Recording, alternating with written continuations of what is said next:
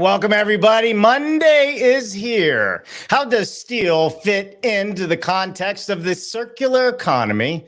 Start with don't make it. Is that the right answer? Sounds odd coming from the chartered architect Matthew Teague, working for Tata Steel, the largest steel company in the UK with more than 8,500 employees and a contribution to the Welsh economy of about 3.5 billion or 3.9 billion US dollars. With a self-appointed obligation of working toward a sustainable future, Matt will join us today on Dave Cooper Live to discuss how carbon reduction is directly tied to productivity and the platform's approach to design for manufacture and assembly, DFMA. Improve the data, reduce the waste, build the digital before the physical. Sound familiar? Matthew Teague says decarbonization of the entire process is vital. Join us as he shares this roadmap to achieving net zero carbon emissions over the next 28 years. We're talking about making steel more sustainable, and we couldn't do it without the support of our Stream Logistics, Brave Control Solutions, and CombiLift. Carson Holmquist and the team at Stream Logistics are experts in high-stake freight, and they are the perfect choice for projects with timelines and a specific delivery sequence, shipments with high complexity and unique constraints. The new methods of construction need new transportation solutions, and they are up for the challenge. Check them out at streamlogistics.com. Also, a big shout out to our good friends at CombiLift. They are the largest global manufacturer of multi-directional forklifts and straddle carriers. They are a leader in long load handling solutions, offering a free warehouse and site optimization design service. CombiLifts help companies of all sizes and from every industry maximize the capacity, safety, and efficiency of their warehouse and storage facilities. Big shout out to Paul Short and the team at CombiLift. Check them out, combilift.com, and Brave Control Solutions. We're offsite manufacturing systems that do more than just improve productivity. They have a unique approach to industrialized construction with a lineup of flexible automation systems specifically designed for the construction industry, powered by CAD to Fab and turnkey solutions for 3D volumetric, structural insulated panels, finished wall assemblies, MEP component processing, assembly, kitting, and storage. Check them out at thinkbrave.com. All right, so let's hop into it. Without further ado, it's getting late. It's beer 30 in England, so let's bring Matthew on. Matthew, thanks for joining us. Yeah, you're welcome. Hiya. So this is exciting, right? We met while we were over in England at Halleck's event, right? Yep. Steel Horizons. And this is the first time that we've ever had a steel manufacturer on the show. So I'm super excited to have this conversation, especially as we talk about sustainability, the environment, and to learn about all the great things you guys are working on over there. But before we get into that, Matthew, we want to know everything about you. From the moment you were born to this very moment in time, do not leave out any of the good stuff from the hospital, or we will call your mother. And you did tell me she'd be more than happy to join this show. She's on speed dial. Yeah, she's on speed dial. But you only got 2 minutes to do it, and then we'll hop into Tata. Thank you. Okay, doke. So my name is Matt Teague. I'm an architect. I work for Tata Steel, and I have done for over 20 years now. That was never the plan. Before that, I was an architect in private practice, doing mostly residential and older buildings, so very much sort of conservation architecture. And then I moved to London Transport for a bit as well. So went from the private to the public, and now to the manufacturing sector, which is extremely varied from the point of view of where I sit, which is mainly in product development, but also increasingly on the sustainability side. Sort of why, the basic question is, why would I want to use steel in a climate crisis? What are the key attributes of the material? Why do I want to use it? What are the alternatives? How do I use it well? And crucially, what are you doing as a company to address your carbon footprint? So all of those are questions that we're getting asked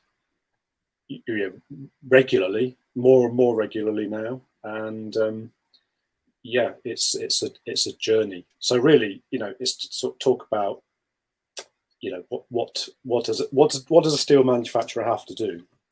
Right. to decarbonize, and then as users and specifiers of the material, what are the strategies that you can adopt in order to mitigate the impact of actually using the material and deconstructing it and doing other things with it. So I mean there are a number of threads which you can pull in this particular sort of fabric that we can usefully talk about as a steel manufacturer, but primarily we make steel. That's what we're there for. So just from the steel industry in general, Matthew, is Tata kind of really forward thinking when we talk about this? Because I haven't seen this with any of the other steel manufacturers, and I looked at their website, and we'll show your website in a little bit. But I mean, it is front and center for everything you guys are looking at right now. Yeah, it is. We are not alone. I mean, the industry as a whole, and there are some notable players in Europe who are doing a lot in this field. But we developed a low carbon method of making iron, which is at full sort of full demonstration scale now in Holland, in the Netherlands, and we are actively looking at technologies that can lower the carbon footprint of the way we make steel. Sure. Key in all of that is the way that we make it. There are routes to manufacturing steel, one of which uses iron ore and one of which uses scrap metal, and the carbon footprints of the two of them are radically different. And we make it via the blast furnace route at the moment. And that changes, that's interesting, right? So it's not only the material, but it's the process. Yeah. And what you're using for the type of steel you're using, I guess, whether it's iron ore or if it's going to be recycled material. Yeah, absolutely. So we take iron ore in a blast furnace. We mix it with some various other things. So notably coking coal, which is basically coal from which the impurities have been extracted. So it's basically carbon, but it's a very, very particular sort of metallurgical coal that gets used. We mix that with iron ore and limestone and some other metallurgical additives like dolomite. And it's then sintered, which basically moves turned into briquettes, so it's a regular size. And that all gets loaded into the blast furnace. The blast furnace is a reaction that's been, this way of making steel has been around for literally centuries. Yeah. So the whole thing is run on what's pretty much a self-sustaining reaction. It's exothermic, so it builds in heat, and as you go down so the blast furnace is a tall structure, and as you go down the stack, the iron is precipitated out. It melts out of the iron ore. It doesn't melt; it's actually produced in the reaction, but it ends up at the bottom. That's the key thing. So at the bottom, you have a lake of molten iron, and above it you have slag, and that's again precipitated out by the limestone and the other stuff. So it's very high in silicates and things like that. And then we tap the iron from the bottom of the blast furnace. And the slag gets used in cement making, and it's a useful chemical in its own right. So we also use the blast furnace slag in other processes. And then the iron goes into something called basic oxygen steel making, which is pretty much, that's a very good description of what it actually is entailed. We blow oxygen through the molten iron, and the liquid iron in reaction with the oxygen, the carbon is then basically steel is iron, right, with a very regulated carbon content, and we can to an extent play around with that. Yeah, for sure. Higher carbon means a brittler, generally speaking, a brittler metal. Lower carbon means a more ductile metal, and then we can also tinker around with the metallurgy by adding other things in at that point. So you guys have, so I guess two things here. One, being from Pittsburgh, I understand steel, right? Half my family grew up in steel mills, I should say the second, generation before me. But You guys have, I want to learn a little bit about the journey of how this all came about and the focus, because not only are you talking about it, you've built an entire research lab to kind of figure this out, and you're really leading the way. And one would say, and we've heard it in Europe a few times, the most sustainable building is one which does not have to be built again. Yeah. So walk us through what this journey looked like for Tata and where you at on that journey at the moment. Well, as you said, that's it's like an integral question. It's one of the first questions you ask as an architect. Really, is do we need to build it? Right. There's one of my favourite sort of characters who I met a few times is a guy called Cedric Price. He used to actually get into trouble quite a lot with his clients because his first question would be, "Well, you don't really need a building. let's go down the pub and do something else." It's that sort of that was. Admittedly, Cedric had a private income, so he didn't actually need to work, probably. But that was he was right. All we do as steel manufacturers, we are getting more and more involved now in questions like, if you're dismantling a building, how do you dismantle it so that you can reuse it in a more sensible way? And that means, in many respects, that things like DFMA, we would probably add a D after that, so it's designed for manufacture, assembly, and disassembly. You can take it apart, and because DFMA and platforms use standardized approaches to different sorts of buildings, so one platform can do many typologies. Then we can start to look at can that school become a hospital in 20 years' time when it's no longer needed, or can we continually add to a building in the same way so that we don't have to redesign? Every particular building is not a prototype because we've already made it. We've done it several times, and then we get into this idea that buildings can become more like, well, the business of building can become more like the business of an automotive manufacturer, where we can plan 5 years ahead because we know we've got a model to make, and that model isn't going to change radically in that production run, and we can continue to sort of develop and improve product throughout that production run. So it gives us as a sector, it gives us a much greater degree of certainty in terms of how we can invest and how we can continually improve product, because we've got a pipeline and we know what it looks like. That doesn't happen in buildings at the moment. Every building is essentially a prototypical, and you'll get buildings of a particular use type rolled out as a particular typology, but they'll all be different. And so DFMA is really part of that standardization of a building system. That means that as manufacturers we can move downstream, we can do more more work to actually make a building rather than just churning out raw commodity product all the time, which is really exciting for people like me in the business who are sort of itching to get their hands dirty. But it also means that you have, for the client, it gives you more certainty, because if you are working to a system which more than one person can make, if one company ceases to exist, goes out of business or whatever, you can still finish a building.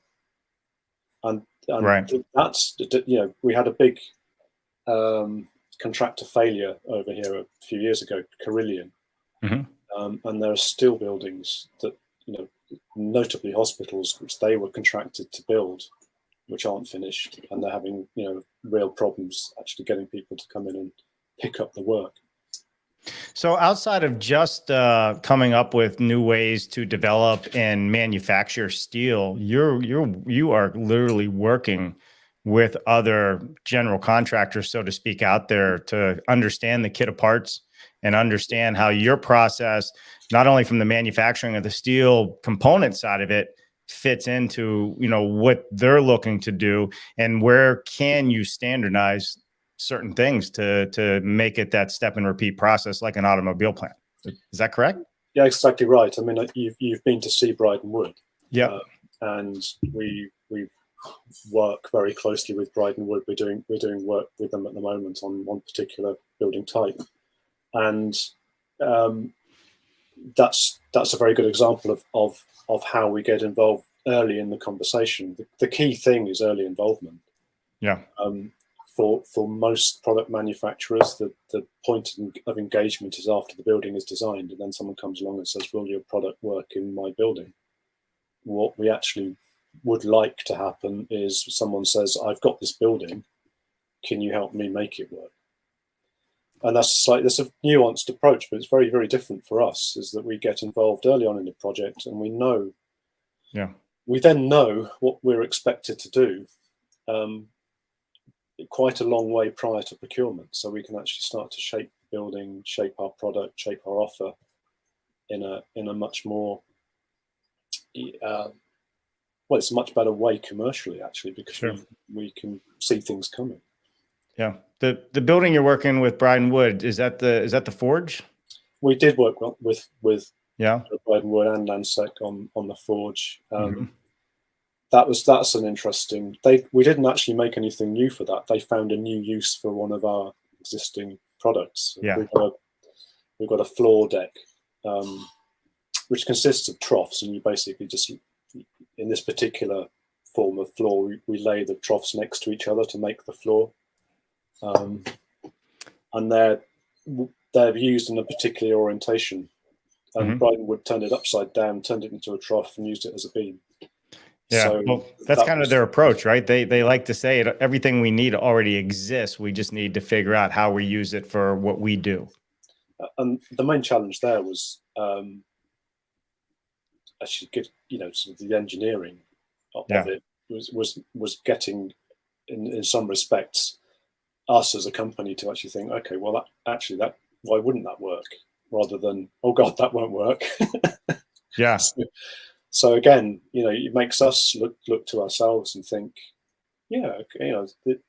working with that kind of forward-thinking company really does stretch the limits of what we think is possible, and that's really good, because you need someone to ask you, can you do that? Well, why not? And it's always there. There's a sort of tension there between the manufacturer, who just wants to make the same thing all the time, and the architect, engineer, who just wants to sort of say, well, can I have that, but can I have it with that on it, or can I have it this length, or can you do that size? Right. And somewhere in the middle we'll meet and come to a kind of compromise. So are you working on any type of platforms, so to speak, to where the architect, whether it's BIM, right, for instance, or like with the steel, to come up with this kit of parts, like where does the kit of part live? Does it live in the cloud? Like who has access to this knowledge that you guys are putting together with these other contracts to really get that process going? Well, it should be open.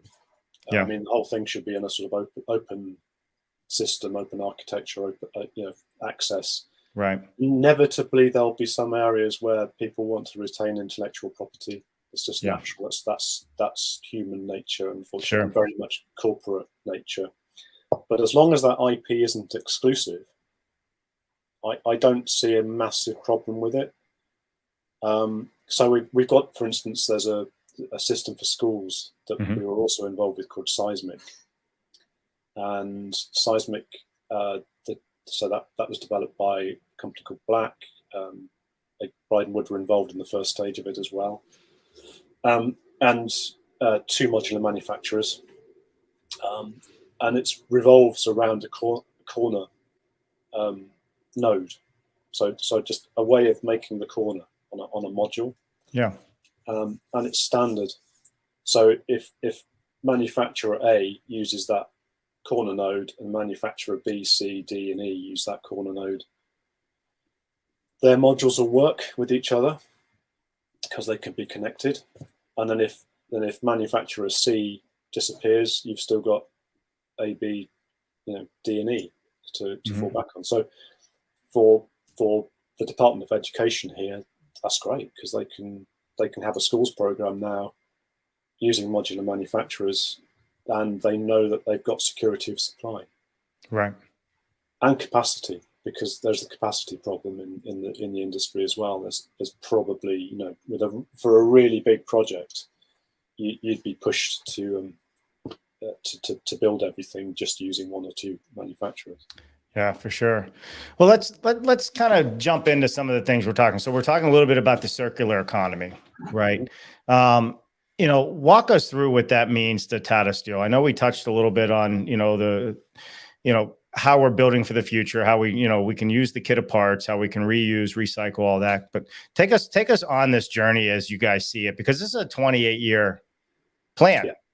Yeah. So can you walk us through the journey towards decarbonization, and let's really get into the circular economy, and then let's touch base on the reduce, reuse, you know, I think it was remanufacture, recycle, right? So yeah, fine, okay. So point one, reduce, and that's both in terms of usage and also in our carbon emission. Right. So if you do usage first, it's like, you know, sort of if you look at a building like the forge, it's actually quite a spare frame. So the whole building has in effect been lightweighted, and that's one strategy. The other strategy might be to use high strength steels, which are, you know, do again, name's pretty self-explanatory. They you can use less to do the same a job as a bigger, you know, piece of steel might.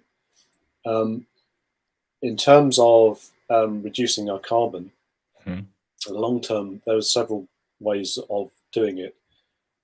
One might be to move towards electric arc furnaces, which use scrap as their feedstock. So typically, steel produced from an electric arc furnace will produce about 600 tons of CO2 per ton of steel. 600 kilograms per ton. For blast furnace, you're looking at something nearer to, I think 1.98 was our last reported figure, 1.98 tons. So moving the technology to do something different is one way. Using hydrogen is another method. So you substitute coal for hydrogen, and the hydrogen is the reducing factor in the blast furnace. So again, you knock out an entire source of carbon. But those are very long term. That's why the 28 years. 28 years to 2050 is actually to enable a company which has, you know, steelworks. It's a several $1 billion asset, and to change one. So the life of a blast furnace is about 20-25 years, give or take. If we build the wrong thing, chances are there's a stranded asset for another 25 years. So you know, it's a really important decision, and thankfully, way above my pay grade. I don't have to make that decision, thank God. Right. So, but there are strategies. Now, when we get into circular economy, what we're actually talking about is what do we do with the stuff once it's made? Because steel, once it's made, you can just keep on recycling it or doing stuff with it. So we've got reuse. Now, reuse is it's probably the easiest one to get your head round. Basically, I've got a building, I take it apart, but I use bits of that building in another building. There are structural issues with it, structural in terms of the market, in that where does the steel go when I've taken the building down? Is there a stockholder that takes the recycled steel? How do I certify that steel is okay for use in another building? So who tests it, and who takes the risk? But that's all manageable. That's just stuff. You know, someone has to nut through the legal stuff and actually build the stock, build the website, make sure that people can see it. And you know, stuff's going on at the moment. Right. Enfield Council in London has already got a site with all of the bits of buildings that they're taking away. So then you can basically go and shop on this site for bits of building. So you know, that's one example. Like certified building parts? Well, that's the issue. So it's basically at the moment, it's kind of a little bit buyer beware. Right. You'd have to do some of your own testing or make sure you are happy with. But for the most part, as long as nothing has happened, you know, if a piece of metal hasn't been stressed in its current in its use, in its past use, then I don't see, and most engineers would probably put in a healthy safety factor anyway. So I mean, it's not. I don't see it's a massive issue. I think access to the market and making sure that we can actually properly have a marketplace for it is the most difficult hurdle. Yeah. Remanufacture. That's another. So that's basically if we have panels in the building, we make composite insulated panels for buildings. So if we had a case where we, just thinking aloud really, if we took those back and put insulation, up to date insulation back in them and then put them back into the market, that would be an example of remanufacturing. And again, that's quite a powerful strategy in that we are not remaking the steel. We can do other things to it. We can, in the case of structural steel, we can cut it to size. We can put different end tabs on it, and we can, drill some more holes in it or whatever. Right. But we're not remaking the steel. And then at the end of that, at the end of the 4 R's of circular economy, the recycle bit, that's almost like that's kind of your last resort. That's the scrap bit. And then the scrap goes back into the system and actually does make new steel, but it makes it in an electric arc furnace, which produces less carbon. So throughout the reduce, reuse, remanufacture, recycle, as you go to the right on that list, you're using more energy and producing more carbon. But it's kind of, it's not incremental. It's not a straight curve, depending on what you're doing with the metal, the steel in this case. Sure.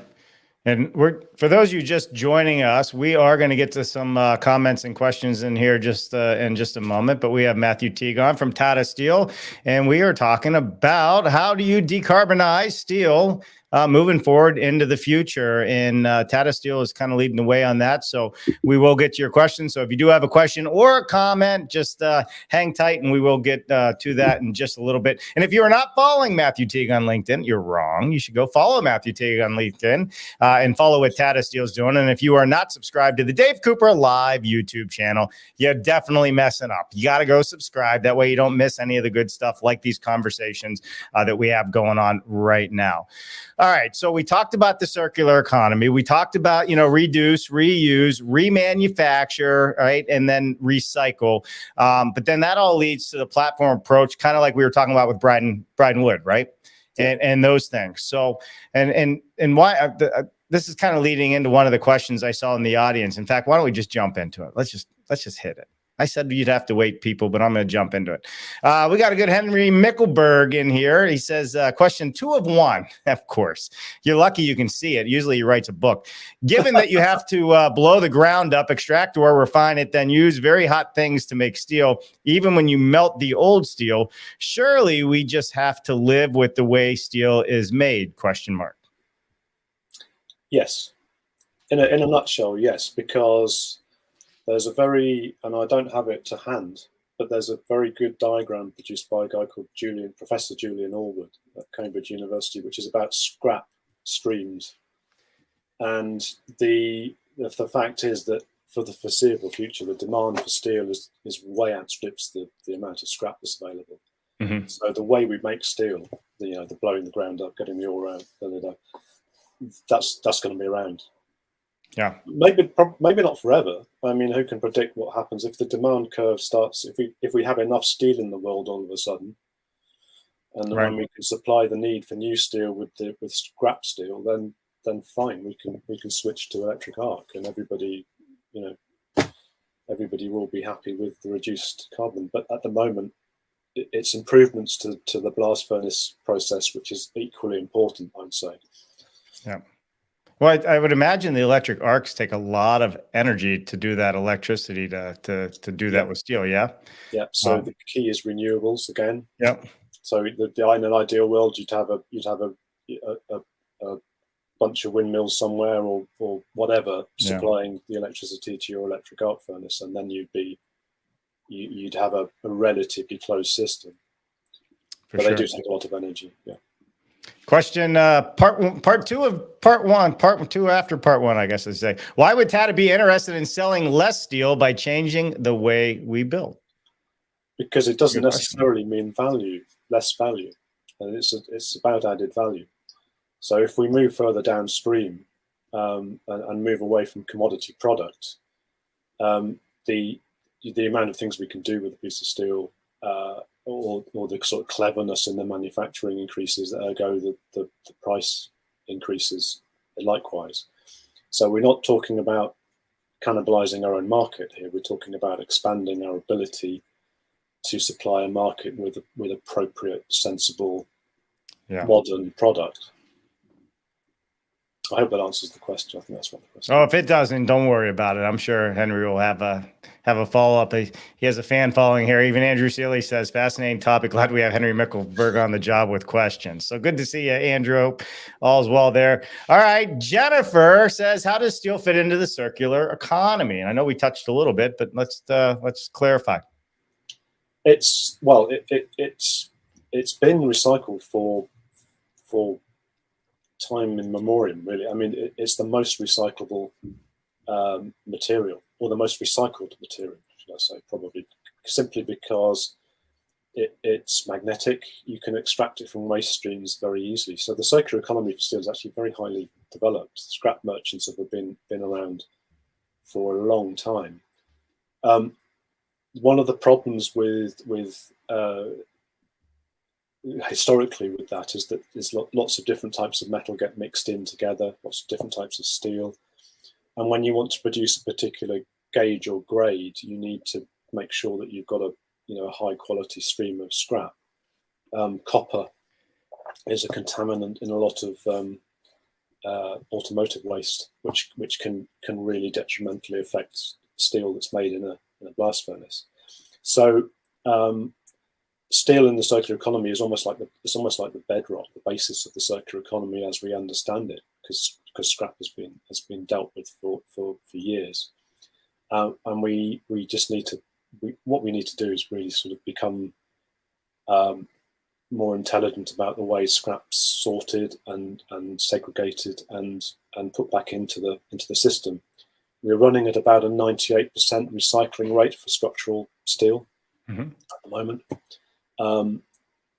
Some domestic steels, sort of tin cans, paper clips, that sort of thing. Some will always get lost to landfill. Right. But in terms of circular economy for steel and the recycling rates, that's very high. Where we need to move to really is back down that list of R's, back down to the reuse and reduces, and actually look at alternatives to cutting it up and sticking it back in a process.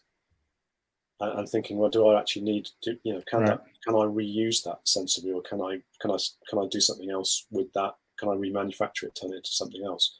Which with construction goods is actually, it's easier, I would suggest, than a car, where different. You wouldn't be able to put a door from a Ford onto a Dodge. I don't know. Right, or a Chevy, or right. Got it, right. Because they're all designing to their own manufacturing systems for sure. So let's look at the building systems piece of this and the platforms approach, right? Because that's something Bryden Wood's looking at. That's something obviously that you guys have been discussing, and the goal is reduce waste and add value. The systems built approach, whether it's panelized, modular, is that a big focus for what you're working on right now? Yeah, it is. And that whole approach is very much where I think we can contribute most to the construction sector. Is looking at systems, at platforms. Not ruling out the other movements in modern methods of construction, like like the modular guys. It's arguably a modular system is another kind of platform. Right. I was on a conversation the other day where one of the questions was, is a sandwich a platform? And they said, yes, apparently a sandwich is a platform. So, it's a broad church, I would suggest, in terms of what we actually, can do with stuff. But that approach to doing things like cassettes and allowing, we've done a roof system, for instance, that can be used on pretty much any modular unit which has the corner node that was used on seismic. Right. So it's actually starting to look at, as a steel manufacturer and a product manufacturer as well, what can we start to sort of manufacture and goes into the construction, Sure. sector and can be offered as another product. Yeah, agreed. So I'm going to go to two more comments / questions here. One is, the cost to produce steel must be going up exponentially, in relation to the cost of energy. So seems like this addresses both the rising energy costs and the drive to reduce carbon by looking at a systems approach. Would that be agreeable?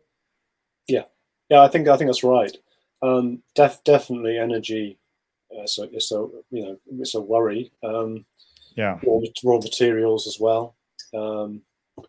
That's a constant. It's not just the manufacture of the steel as such that uses energy. A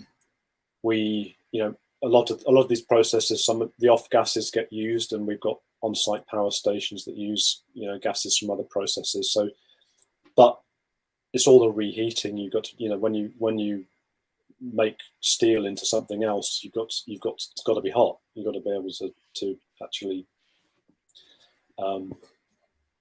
form it into something. So reheating furnaces, gas. There are many other processes that are going on which all use energy heavily. So we are always under the cosh in terms of energy costs, and we pay a lot more than our competitors in Europe. Sure. I got so many questions right now, but I have two. I had one that I'm going to leave for the last, talking about clients and working with you. I see another comment from Henry here. Let me put that up because we always like to engage with the audience. Henry does say, question number 3, loquacious today. Shouldn't we be relating CO2 to structural capacity rather than direct embodied ratios in order to remove the demonization? Julian Bowen. Hey, Julian. Well, he's giving credit to Julian for this question. That's another one of those overachiever, really smart guys. I think that's a really good point. And we do have certain groups in the UK who've done targets, but their whole building targets for CO2. So we've got bodies like Letty, who I think are aiming at something in the 600s, similar to the RIBA. And those will go down 2030. Those get tighter, but that's the kilograms of CO2 per meter squared. I think if it's an interesting question actually. Should that be related to structural capacity? That's not a bad idea actually. I'll have to go away and have a think about that. Yeah, well, there you go. Henry Mickelberg and Julian both are super smart in this industry and always have good questions for the most part. I can't make their heads too big out there, but I do appreciate them joining. Thank you so much. All right, so this will be the last question that we have. So how is Tata working with their clients? You talked about designing for disassembly, and how Bryden Wood asked, do you know anyone who can do this? And you said yes. So how can builders help drive the process for manufacturers and help in the journey toward decarbonization from your viewpoint? They can talk to us. That's the key, is early vendor involvement. Yeah. Which is an automotive phrase, but there's no reason at all why we in the construction centre shouldn't be equally forwards and sort of saying, if you've got something, if you've got a project and it's early days and you're in the sort of feasibility stage, that's when we'd like to see you, because that's when we can really add value. And if you've got a platform program, you've got enough of this stuff going, we could conceivably make a product to work with that. We can actually do things at that stage we can plan ahead, we can look at the investment needed. Mm-hmm. Whereas if you come to us at the end of the project and say, do you have a piece that does that? Not only might the answer be no, but we've got one of them. But the other answer would be, and yeah, we're making it, and we're not making it until next Tuesday, so you can't have it until, and the early engagement is really, really important. Right. It's the one thing that we did on the Forge which had the most impact, mm-hmm. because we were able to sort of engage with our internal supply chain much earlier in the process, and actually sort of tee the whole thing up and get a lot of support for what was being done at Bryden Wood. Yeah. I think it's, this is the interesting part. I'm not sure too many people out there really know that they can work directly with the steel manufacturer to come up with better solutions versus the suppliers of the steel, so to speak. Right. And I think that's what makes you a little bit different. In fact, it makes you a lot different in the market. Matthew, what are the territories that Tata covers? So pretty much we're global. We are probably, well, I think in our blurb we say we are the most globally diverse steel company. Mm-hmm. We've got a presence in North America, for instance, yep. South America, Europe, obviously, Asia. We've got a joint venture with an Australian company, BlueScope. So we're spread wide. Yeah. And obviously the parent company is the Indian steel maker. Sure. Tata Steel. So yeah, we're quite widespread. I'm going to put it up on the screen here just so everybody can see. This is this is the Indian side of the website. There's also a European side of the website as well. But if you want to learn more about what they're doing, there you go. I think I just saw it, right? India, Europe, Southeast Asia, and the Americas, you said, which is great. But I love the website and I love what it's focused on. So for anybody looking, you can go right here, tatasteel.com, and that'll take you to that site. So Matthew, did we miss anything? Did I not touch on something? If there was anything out there that you would have said, Dave, I can't believe you didn't ask me that question. We don't want to leave any stone unturned. And then we're going to wrap it up right here. No, I think we've done a very, very, very quick run through how we make it, and why, and what the circular economy might look like. I think that's been pretty good. I think if anyone's got any questions about the actual physical, sort of this is more of this stuff about actually how we make it and what the plans are for the future and stuff, I can field those and pass you on to colleagues that know more than I do. And I would say, I can't say anything about it now, but watch this space, because there will be an announcement about a low carbon product coming soon. But unfortunately, I can't talk about it.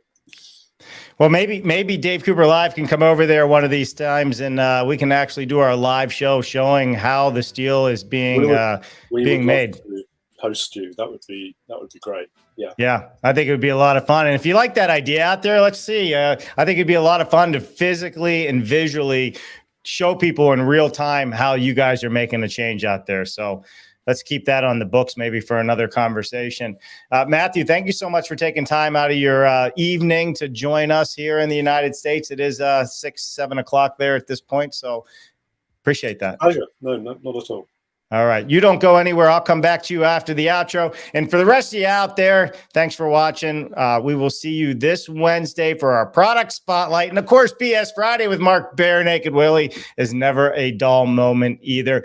I'm Dave Cooper. Thanks for watching. We'll see you next time. Bye, everybody.